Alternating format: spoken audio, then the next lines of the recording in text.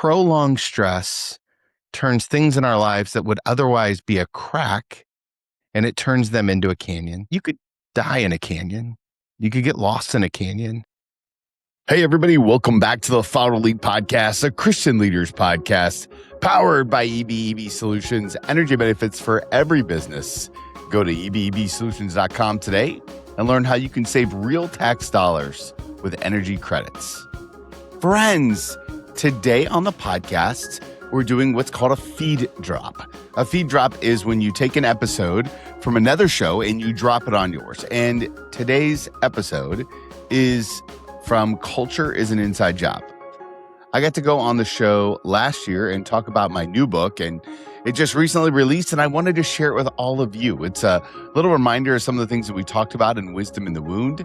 It's a reminder of culture. It's a reminder of what it means to lean in and make sure that you're taking care of your whole person as far as developing culture in the workplace. Some of my dear friends, Wendy Roop and Scott McGowan, and their whole team over there do a great job of putting this podcast out. Can't recommend it enough. And so now here's a quick word from our partners and my interview on Culture is an Inside Job.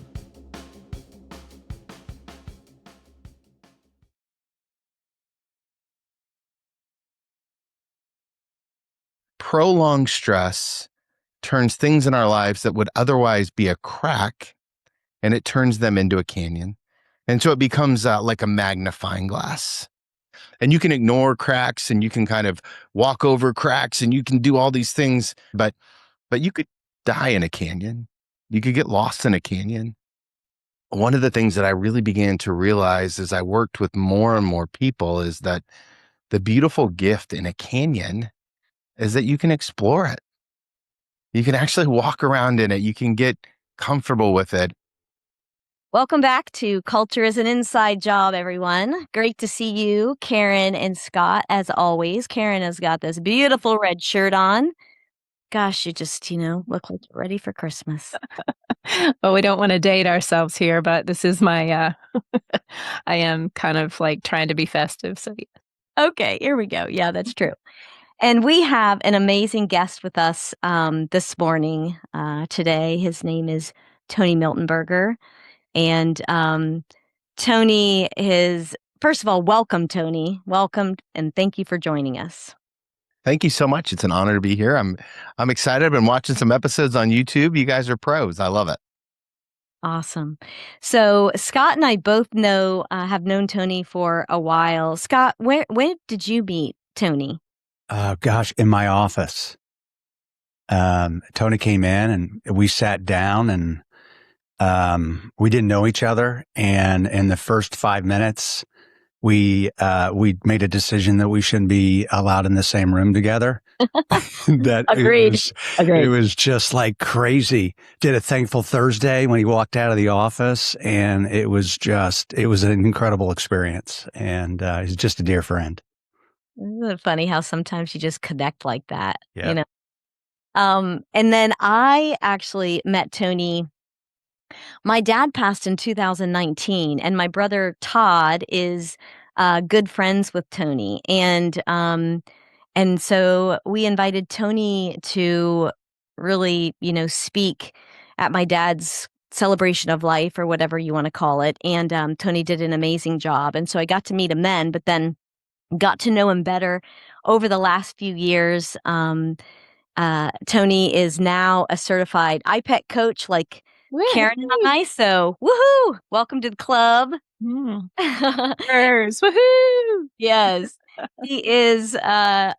He is an author. He is a speaker. He is a pastor, and just can't say enough great things about you. So, with that, Tony, we, as you know, right, like, this is Culture is an Inside Job. This is our podcast. And so when we were thinking of different guests to bring on, you, of course, came to mind for both Scott and I. And I think part of that is just because who you are as a person, but also because of your book, and Wisdom in the Wound. And so I think before we dive into that, which we could probably talk for hours about that book, but maybe what is it that you want your guests to know, our guest? What do you want our guests to know about you and the core of your work? I think that's when you know what this podcast is. What do you want them to know about you? Yeah, I would say the number one thing to know about me is that I care a lot more about transformation than information. Mm. And so there's a lot of things that we're going to say that that might resonate. There'll be some nuggets, and you guys are all very, very smart people. Those listening, and of course, you, the hosts, and information very, very rarely transforms our life. And so one of my core beliefs is that information plus application equals transformation. And my prayer is that maybe there's something here today that that you'll hold on to and apply it to your life. And because of that, you'll be 1 degree different. And 1 degree different in the beginning doesn't really matter a whole lot, but a year from now, 1 degree could change the world. And I really believe that. Yeah, so true. So true.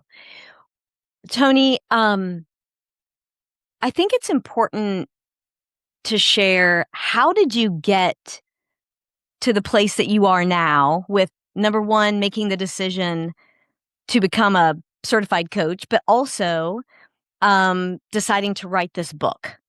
Like, what has brought you to that point? Mostly my own mistakes. I'm kind of a mess most of the time. And so I was very fortunate. I enlisted in the Army Reserves right out of high school. And I'm a local high school guy, so Chaminade Julienne, and loved going to school there, married my high school sweetheart, and started getting into the work of trying to figure out what I wanted to be when I grew up. And oftentimes one of the things I realized is that my identity was so rooted in the things that I was doing. And so I went from the Army, and then I went into pastoral ministry. And it was during COVID when my wife and I were taking our second walk of the day, because that's what we did during COVID. We walked all the time. And so we had took a walk in the morning, and then that afternoon we're taking a walk around our neighborhood. And I looked at my wife and I said, "Babe, I've been here before." And she was like, "Yeah, dummy, we were here this morning." And I was like, not like really here, but like emotionally I've been here before.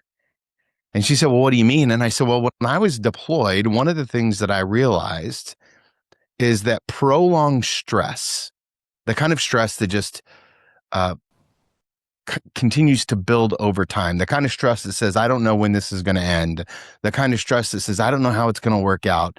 Prolonged stress turns things in our lives that would otherwise be a crack, and it turns them into a canyon. And so it becomes like a magnifying glass. And so prolonged stress magnifies the cracks and turns them into canyons. And you can ignore cracks, and you can kind of walk over cracks, and you can do all these things to just pretend like the crack isn't there. But you could die in a canyon. You could get lost in a canyon. And one of the things that I really began to realize as I worked with more and more people is that the beautiful gift in a canyon is that you can explore it. You can actually walk around in it. You can get comfortable with it. And that kind of became the process of what is now Wisdom in the Wound. And I initially started writing a book called Cracks to Canyons, and it wasn't mature enough. I wasn't mature enough, probably. And that was a beautiful process, a multi-year process of eventually then getting to what we have today, which is this realization in my own life, and maybe in yours as well, that wisdom isn't the absence of wounding, but rather the intimacy with it that really changes us. Say that again. Wisdom isn't the absence of wounding, but the intimacy with it.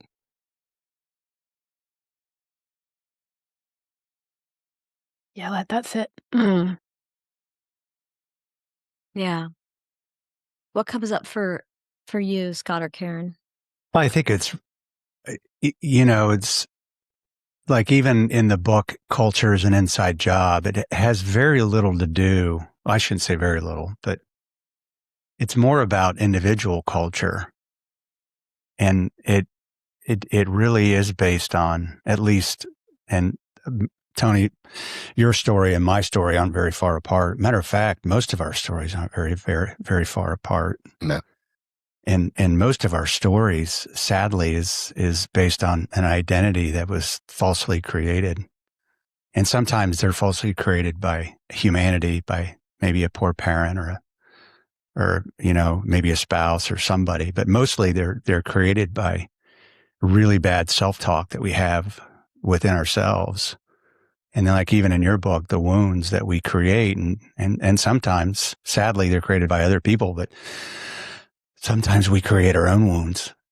And then when we open those wounds up, and like what you said, you walk around and there's a lot of self-discovery, and it's lonely and it's dark, but gosh, there's so much beauty. There's so much beauty in just that self-discovery. And even, Tony is like even going back and, I got to meet the 8-year-old little Scott, and I liked 8-year-old Scott. He was a pretty good guy, and I got to go back and meet him, and I got to maybe sit down next to him and say, who'd you want to be? And, that was a beautiful part of my life. And so if you're listening out there and, you don't feel good about who you are, think about that place when you were little that you did like yourself, and go back and sit with that little tiger. That person's still there. It's still there. And like Tony said too, it's not a crack, it's a canyon. If you're brave enough to go in there, some cool stuff can happen if you're brave enough to go deep into it. So your book's beautiful, man. It is beautiful. But you got to be brave. You got to be brave to read it. And so I encourage people to look at it. So thanks for sharing. That was a long answer to a short question, Wendy. No, I love it. Welcome to Culture's an Inside Job. Welcome. Yeah, Karen, anything for you? You left me speechless. I would first say just ditto, but I love the reframe. I love the ability to look at this as a gift rather than, a curse, right? Yeah, one of the unique things that I realized in the study of all of this is I tend to approach things from a scientific viewpoint, but also a theological viewpoint. From scientifically, some people would call this like little t trauma, the wounding that I'm talking about. It's the kind of wounding that doesn't happen on purpose. It's not malice and intent. And so I haven't met anyone that doesn't have it. And so somewhere between the ages of 4 and 12, we pick up a lens that becomes our little t trauma, our kind of like our core wound. Now, theologically, if you prescribe to a faith that kind of aligns with Christianity, we would call that the epistemic consequence of sin, which really is just a really fancy way to say, hey, the world is broken, and here is the actual handles that go with the brokenness. Like, I haven't met anyone who doesn't say the world is broken, and I get to speak to rooms all over the world, and everyone's like, yeah, the world is broken. We all get it, but what's the consequence of that brokenness? And what I kind of try to assert in the writing is that the consequence is that we all have this wound, and that wound becomes a lens. But because of the nature of the human mentality of God's redemption, if you believe in that, then on the other side of your wound is almost always your greatest gift. And so then what happens is when we get to that reframing part, Karen, like you said, is there's this beautiful thing where all of a sudden you can begin to say, man, I'm so thankful for my wound because it gives me the ability to use my gift. And so now, Scott, much like you said, 10-year-old Tony is who I talk about a lot. And 10-year-old Tony had a really hard time being seen. My parents had unplanned twins when I was 4, and then ended up getting divorced and remarried later on. And those unplanned twins put me from being the youngest to the middle and changed our lives in the best way. I love my brother and sister. Wouldn't want them to be anywhere else in the world than where they are now. And also as a young little boy, I just felt like I didn't matter anymore. Now, that wasn't anybody's fault. Like, nobody did that to me. I wasn't a victim of any of that stuff. It's just the brokenness of the world played out in my life in that way. And what I found is through hundreds of hours of pastoral counseling and executive coaching and even my own counseling with my own psychologist, like everybody's got one, like everybody's got it. And so just the wisest people learn to let the feelings in the car, but don't let them drive. Mm-hmm. We got to manage it all, right? Yeah. Protect it. Tony, I'm so glad that you brought that up because, actually recently, and I'm not going to mention any names, but somebody very close to me had said, I was just talking about how aware I am of my inner critics and gremlins and, all the things. And they were like, oh, I don't even go there. Like, I'm not even kind of like, I'm not even opening that can of worms. Like, why would I do that? Right.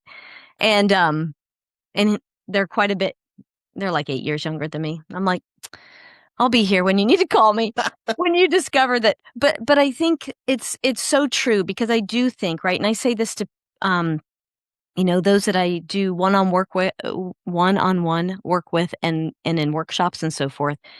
Like, this isn't work that just anybody will do because it is hard work, right? And but what I'm curious about from your perspective is when you think about leadership and culture, talk a little bit more about why this work is so important. Yeah. I mean, I think practically, right? If you want to get into a business practicality of it, an ROI, people don't leave jobs very often because of the job or the pay. And Scott, you talk a little bit about this in your book. They leave because of the leaders. And so when a leader is having all of these reactions, when a leader comes in and blows their top, when he or she just doesn't handle it with class or grace, then what ends up happening is people get alienated and it costs time and money. And so I always encourage the best leaders to lean into this idea of let's not lean in or give permission to have an emotional reaction. Let's have an intentional response. Yeah. And an intentional response is saying, wow, I'm having all of these feelings because you're human. Even if you're a great leader, you're human. And so you're going to have feelings, but feelings are just meant to be felt. They're decision points. They're not decision makers. Now, I don't want you to ignore your feelings. I want you to have them. And I used to, I still tell some of my coaching clients that if you're having a meeting with somebody who kind of like fires you up, somebody who bumps up against your wound, then you need to schedule time afterwards so that you can have a feeling dump, right? You need to have a little time. My counselor said there was one person I was working at as a executive director of a nonprofit. And there was one particular guy who just loved to question my integrity about the finances. And I wasn't in really that great with that stuff, but I was protected and I knew I was operating with integrity. And this guy would come in and he would pepper me with questions. And he wasn't unfair in the questions. Like, it wasn't like he was doing something wrong or malicious. His wound was that he just didn't trust people in leadership. My wound is I didn't like not feeling like I was seen or that I mattered. And so he would come in and he'd pepper me with all these questions. And I would then, the rest of the day, if you came into my office, there was a good chance I was going to bite your head off. And I was going to be like, just like not be me. And my counselor and I kind of came up with a plan, which is a 30-minute feeling session after he left. And so he'd get on my calendar and then immediately I'd schedule a 30-minute buffer. And maybe that buffer was, music and reading. Maybe that buffer was doom scrolling. Maybe that buffer was an outdoor walk. I just needed the buffer because the best leaders know that feelings are decision points, but not decision makers. And we're most likely to operate outside of our values when we let feelings drive a car that they're not qualified to drive. Mm-hmm. I heard a quote the other day, Tony, this is what comes up for me is, I'm only one thought away from a new feeling. Mm. And that's what that reminds me of, right? Like, you're so right. Like, when we feel the feelings, especially those of us that are big feelers like myself, Same. when you're in the middle of it, you feel like it's not going to change, and it's such a deep feeling, whether it's joy or whether it's pain or whatever it is, right? But when we can realize exactly what you said, that like we are in control of those feelings, even when we don't think that we are, we're only one thought away from a new feeling. Yeah. I think that if you remember that learning circle too at MB, it was like observe, reflect, and discuss. Yeah. And if we stay in that right side of the circle, then it's that phrase where your brain's like a bad neighborhood and you shouldn't be there alone. And you just waffle in that side. And then that's when you just lie to yourself. But Tony, and you said this, you go to the other side and you discuss that with another human being. You get those lies out of your head, right? You get them in somebody else's noggin. And there's just so much peace in that. And it's so healthy to get that gunk, especially to make sure. And then this is the worst thing, and I see this all the time, is when people can't handle conflict and they don't know how to address conflict. And then what happens is their spouse and their kids pay the price of that because they can't handle it at work. And then their 5-year-olds get blistered by mom or dad because their mom or dad can't handle conflict because they're never taught how to do it. And the kid's just like, what in the world did I do? And the kid did nothing wrong. And then guess what that kid learns, right? And then that just manifests itself. And that's just generational trauma, a generational wound. And that's where the peacemakers come from, right? And the peacemakers, you talk about wounds. Holy smokes. Those are nasty. And when those people explode, like, you better have track shoes on. Take off running. I think you're explaining the story of my life right now. Oh no. Oh my goodness. Yeah, my word is reflexivity. We've talked about reflection, but we don't credit reflexiveness as, that's really looking at the mirror. It's one thing to be able to look back at the experience, but the other is to look at yourself in it. And I think going back to, Wendy, what you were saying, like whoever that person is that's so many years younger than you that said, no, I don't even go there. Well, because we've been taught that it's bad. Mm-hmm. Rather than seeing it as the gift, rather than seeing it as that opportunity for growth, rather than seeing it as being able to walk along the walls of that canyon and really discover something really freaking cool about ourselves. And the word here that I come up with is reframing responsibility. Because we look at this and we think we've got to be shameful for those thoughts and feelings rather than we having the ability to respond. Mm-hmm. I just take the word and I flip it over on it. So reframe the word, right? I have the ability to respond. I don't have to be taking responsibility now, like that it's shameful and that I should hold on to guilt around feeling like this or seeing the lens, seeing this experience through this lens. But having the ability to respond now is where I put my boots on. Or now I actually have my walking stick as I'm going along the sides of these canyons and exploring. I'm with intention willing to look. It's a very different level of energy, right? It's much more compassionate. It's much more constructive. And ideally then we become more creative. And yeah, one of the... Oh, sorry, go ahead. Nope, just not feeling stuck in it, right? Yeah, I was going to just piggyback on that is that one of the things that we don't do very well is we don't give ourselves or other people grace. And I think part of the reason is we don't have a great definition of grace. And so one of the things that I just really believe is that grace in action is curiosity plus empathy. Is that, do I have the courage? We talked about transformation a little bit. Do I have the courage to get to know your story and then sit in it with you? And so instead of judgment, gosh, why that person coming in so hot? We lean on curiosity.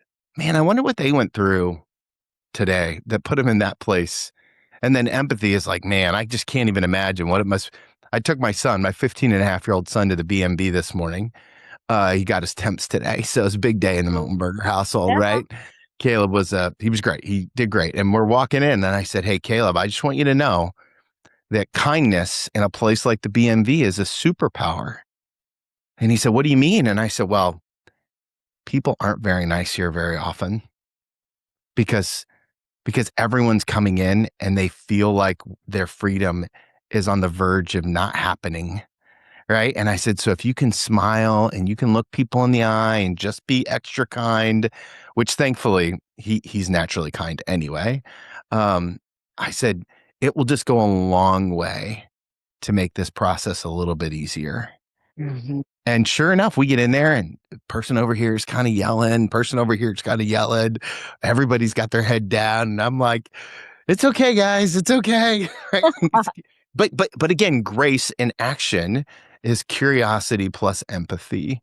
And how do we just lean into that? And if you're a leader and you're listening to this, which you probably are, then be curious about the people that work with you. Be curious about your clients. Be curious. And then once you realize that there's more to that story, I know Scott said it on my podcast multiple times, is, the whole thing about having people on your team is that they come with their whole soul in their back pocket, and that's just the reality of what it means to be with people. And so grace is such a gift, and having grace for yourself is a part of that. Mm-hmm. Yeah, so let's talk about that a little bit more, right? Grace for yourself and curiosity with yourself. How can leaders, Tony, begin to understand the wounds that really do shape their leadership style, right? And how that impacts culture? How can they have more curiosity about themselves and make some of those discoveries? Well, certainly there's a tool that I love to give leaders, and it's called the emotional intensity scale. And the emotional intensity scale says on a scale from 1 to 10, anytime your emotional intensity spikes above a 6, it's always more about you than it is the other person. So, for example, if I'm driving down 75 and somebody cuts me off and then I use every word that I learned in the Army, then that's more about me than it is about them. Like, that person didn't cut me off on purpose. They're not out to get me. They're not trying to whatever. So that's one way, right? Start to look for the emotional intensity spikes. But now, not just the bad spikes, also look for the really good spikes. And so I have two boys that both play football. If one of them plays on defense and intercepts the ball, takes it back, pick six, and I go full-blown Midwestern dad on the sideline, I start chest bumping strangers, and I'm high-fiving people. Let's go! Like I go Centerville booster guy over here. So like, go, go Elks, whatever. That same way that the person cut me off is the same way that I'm responding when my son scores. And neither of those responses are bad or good. They're just data points. Mm-hmm. And so my wound is that I want to be seen. So when he cuts me off, what happens? I don't feel seen or safe. When my son scores, what happens? I feel like I'm seen. I did that. That's my DNA over there. Right. And those are the moments that are just really good data points. And so if you were like, I want to get better at knowing where I am, track the times in your life for the next week. And this is, if you're listening to this and it's around the holiday season, like it is as we record it, like it's a great time to track emotional spikes. Because when that one family member walks in your house and you immediately go, ooh, that's a spike. You need to pay attention to that. Like, wake up, pay attention. Emotional spikes are your body's way of saying, I'm having very strong feelings. And so the best leaders will take the time to kind of plot them. When did this happen? What's the reoccurring? The other thing that I love to tell people to do is to get with some friends that they really trust and ask them this question. What's it like to be on the other side of me? Mm. And you can start asking that question and all of a sudden things will really shift. And it's pretty, clarity is such a gift. Brene Brown says clarity is kindness. And so when you can get really clear about who you are, you're being really kind with yourself. I think that she's obviously, I think she's brilliant. One of the things that I love that she's, her work around values. That's kind of where my jam is as well. And I see it from this perspective, like when we don't have really strong alliance and, alignment with our values, we begin to wobble. And when we really are very clear and we're using our values as our navigational tool to be able to help us navigate through really challenging times and make difficult decisions, or any decision really for that matter, then we kind of have, this is our guardrails, right? Things get a little less wobbly. I love your emotional intensity scale. I'm definitely going to start using that. And I love the reference of it's not good or bad, and it can be just as much those highs as it is those lows, right? Just being aware and recognizing that the minute that we're in these spikes, what is the data, right? Just be curious. No judgment, just curious, right? Yeah, so often when, we do this kind of work with people and they're like, okay, that's great, right? So I discovered, my wound, now what do I do about it? I think we sell it's, how do I say this? Like we sell it short, the fact that just the awareness of it in itself is helping you, right? Just by being aware of when it shows up for you. And that's why I too, Tony, love that scale, because that just hits you right in the face. Like, oh, anything over a 6, like that's about me. What? Right? So, it is such a gift. And it is so simple, yet not easy, if you know what I mean, right? Because it requires to look back in the mirror. Well, that's that place of being comfortable with being reflexive, right? Like if we saw ourselves as not making mistakes and that we can't possibly fail, right? We're only ever always learning. Then why would we not want to hold the mirror? Why would we not want to be reflexive? Why do we see this chasm of greatness as such a place of fear, right? I see so many people that are so afraid of this. Mm-hmm. They're terrified. Mm-hmm. Like I might have said this before, but I got a note on social media, and I think I told you this. It said, like, I never knew you were so sad. Did I tell you this story? I don't remember that. And I was like, what? And I'm like, oh, so I'm like, no, I throw this stuff out there because that's where I was. That's what I thought. And I know someone's there because I was there. Mm-hmm. And so I just want to throw that out there to let people know that that's just okay. Because like what Tony found too, is like I found redemption and restoration in my brokenness. It was the worst day of my life and the best day of my life at the same time. Wow, those growth rings are amazing, right? Like, yeah, and then 10 times. The fear of like I don't want to go there. It's just like, well, like you know what the cost that like it's costing you so much not to go there. Mm-hmm. It's costing your soul, and like even what you said too, Tony, is like you were made for a purpose. And that purpose can't come alive until you can figure that out. When you figure that out, oh, man, life's just, I've had the worst year of my life. No question about it. And guess what? Life's pretty good. You still have joy, right? Life's pretty good. It's not that bad. And like Tony, people look at you and I like, gosh, these two guys, they're like Tigger. Like these guys don't have any problems. Guess what? I got a lot of problems. I get depressed. I get sad. I cry. All of those things. At the end of the day, I have a great relationship with myself. I have a great relationship with God. And I have great people and great friends. And I know who I am deep down. And that took a lot of hard work. And I wouldn't change any of it. Well, and the other part to that is that you're still working. Right. Yeah. It doesn't stop. Right. Like, people are always like, how do you get into this? And I'm like, well, it starts in the morning. It starts with a good night's sleep.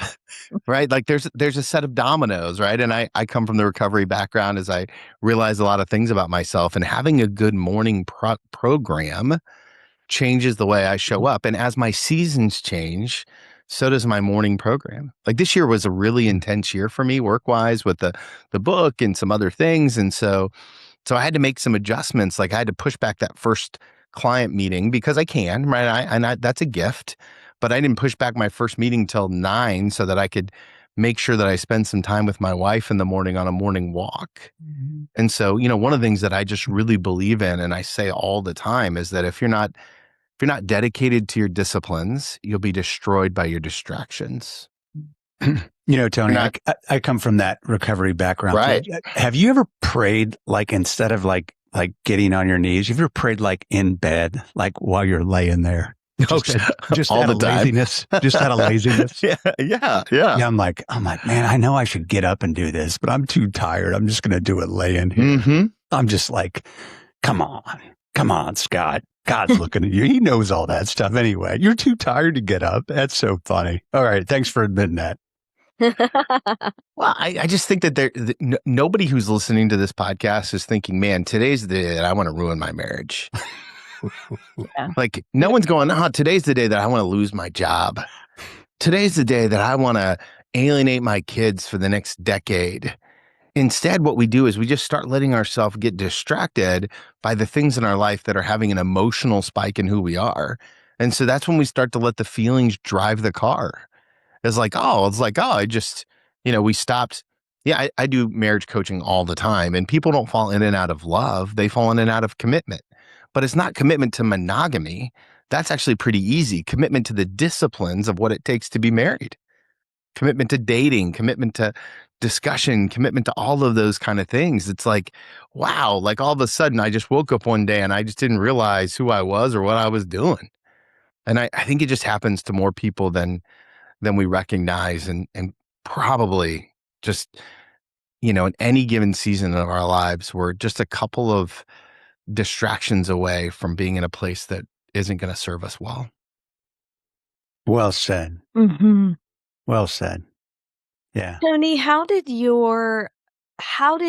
you facing your wounds, right, help you become, a more authentic leader in your journey?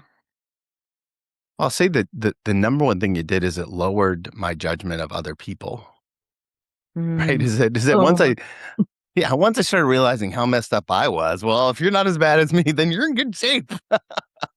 So, I would say it goes back to that idea of grace, and the other thing is leading with the end in mind and not just the moment in mind. So is a great example is, I had a young teenage son who was growing up, and my wife and I have a goal in our marriage that we want to create a home that our kids want to come back to.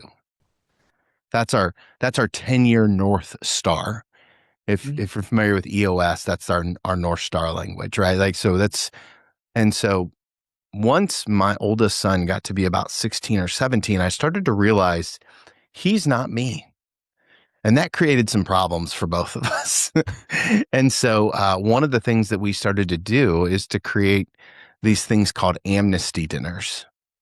And at an amnesty dinner, you can tell me anything you want and not get in trouble. Because again, I'm not parenting for the outcome. I'm parenting for the relationship. Long term. Right? Mm-hmm. Yeah, the long term, the 10-year, the North Star. And the same thing is true in your work is like, are you just, what's the most important thing that you're leading for? And are the activities that you're leading for helping you get there or not? Mm-hmm. And so if you're leading for a culture that keeps people around for decades and decades, then you better care more about their soul than you do the bottom line. Now, there are times in every business where you have to make a call on whether or not that person's the right person. I get that. But there are ways to do that with grace, curiosity, and empathy. There are ways to do that with the person's heart and soul and mind, and still, not be a jerk about it. Like, Karen, you mentioned values. I think that's really important. I think all of us need to have our values kind of decided upon. Mine are faithful, grateful, generous, and movement. And every year I create a scorecard on what those look like so that I can't negotiate with myself about whether or not I actually lived it out. Love John Mark Comer calls it a rule of life, right? Pete Scazzaro talks about this in Emotionally Healthy Spirituality, both great books. And it's this idea that like, I want to have activities that I can actually score if I'm living out my values or not, because I know who I am. If left to my own devices, I'll actually just kind of manipulate the answers to get the results I want, right? With my own values, which sounds insane until you've actually been with me as I go through them, right? Like, one of the values, for example, is praying with my wife every day. That's really important underneath faithfulness. And so did I do that? 3 times a week. Yeah, I'll count it, right? If I didn't have numbers down, I could negotiate it pretty easily. So, I think that kind of goes into the idea that if you want to lead people well, you better get clear about who you are, and you better get clear about what the end result is. Yeah. And So so good. live in the authority of that, right? Step into that and name it over and over and over again, because that's where boundaries form. Yeah. Otherwise, we have to build walls. Yeah. Tony, what else do you want our listeners to know about wisdom in the wound, besides, of course, go out and get this book? What else do they need to know? You guys have done a great job of asking questions and letting me ramble, so I appreciate that. I would just say this, the closest people in your life right now, they're wounded people. Mm-hmm. And the people that you spend 40 hours, 50 hours a week with at the office, but also the person that you share a bed with or the people that you're trying to raise. And the closer you can get to the idea that everyone is wounded, the easier it is to not judge or put shame on any of it. Conscious leadership, which I know we all prescribe to, is really just the gift of saying, humans are just messy and we're just going to get through this together. And, my hope and prayer is that this book will do that for people. And the number one question I get is, what if I don't know what my wound is? And so we actually created a tool for people to use. It's called EI Scale, the Emotional Intensity Scale. We just call it eiscale.com. And there's some long form questions that you can take there, and it will help you get a handle around your wounding and give you some words. It's just a starting place. These things are nuanced over long seasons, but oftentimes people don't know where to start internally. So if that's you, eiscale.com is a tool that we've created to help you lean into that. Terrific. That's cool. So at the end of every call, we always ask our listeners to go inside, right? So, what is something, so in other words, what is something they heard today that we want them to walk away with to kind of do their own growth work? So what would you invite them to go inside with based on what you've shared today? Where is the last time I spiked above a 6? Ooh, yes. Where is the last time I spiked above a 6? And what was going on around me when that happened? You start there, and I think you'll find some really interesting things. Mm-hmm. Yes. Wow. I think that's something that I will do. Starting to think myself. Yes. Tony, where can our listeners find you? Ooh, I'm all over the interwebs. I'm really excited about I'm really excited about my podcast coming up this year, the Follow to Lead podcast. So I would tell you to start there. This year we're doing something brand new. We're taking the 12 most Googled leadership questions, and we're wrestling with one question a month. Mm-hmm. And we're going to look at it from a Christian leadership standpoint. So the first question in January is, how do I know if I'm a leader? And every month we're creating PDFs to go along with the podcast episode so that people can download it and really lean in. If you want a leadership transformation journey, follow the number 2 lead podcast is really going to be, I'm really excited for this year. And then, and we've got a benchmark survey to start off in January. I'm just really excited about what God's doing in all of that stuff. And it'll be a part of a much bigger journey that I'm excited to take my tribe on, right? That's my tribe. I call the bold ones. So the bold ones and I are on a journey of transformation in 2026. Yes, I love it. And I just have to mention really quick, my brother is going with you. So tell the listeners where you are going in, when is it, 27? 27. So all of this is connected to my next book. And so we're going to wrestle with 12 questions in 2026 on the podcast. I'm going to write a chapter a month. And then in 2027, in January, Wendy's brother and I, Chef Todd, and I are, along with a couple other people from Lydia's Mission from Southbrook Church and from South Africa, we're going to climb Mount Kilimanjaro. Nice. And so the working title of the book that's due out in 27 is 12 Questions to the Top. Mm-hmm. Awesome. Oh, such exciting stuff. Wow. I would love to do that, but I'm terrified of heights. I just don't Even think more, even more. Yeah, it's a wound. It's a wound. That will be our Come next, on, buddy. We got you. We got you. Just come on. that'll be our next podcast episode. Yeah, going up's not the problem. 'Cause going up, you don't have to look down. Going down is the problem. You got to look down. Yeah. Oh my gosh. Tony, thank you so much for being with us today. You are doing amazing things in this world, and we appreciate the light that you bring. So thank you. Thank you. What an honor it is to be here, and love your guys' podcast, and can't wait to see how it continues to grow and evolve. Thank you. Thank you so much. Awesome. Great insights. Lots of good nuggets taking away today. Yeah. Scott, anything you have? No, I always say no, and then I keep talking. I know. So Okay. I do that all We the know that's time. going to happen. Give you grace. Yeah, it's just you just bring light to people, and wherever you go, you just bring hope. And I'm glad you're in my life. So I appreciate you. Same, bro. Thank you, guys. I'm thankful we're all connected, and we look forward to seeing all of you listeners next time. And with that, see you soon.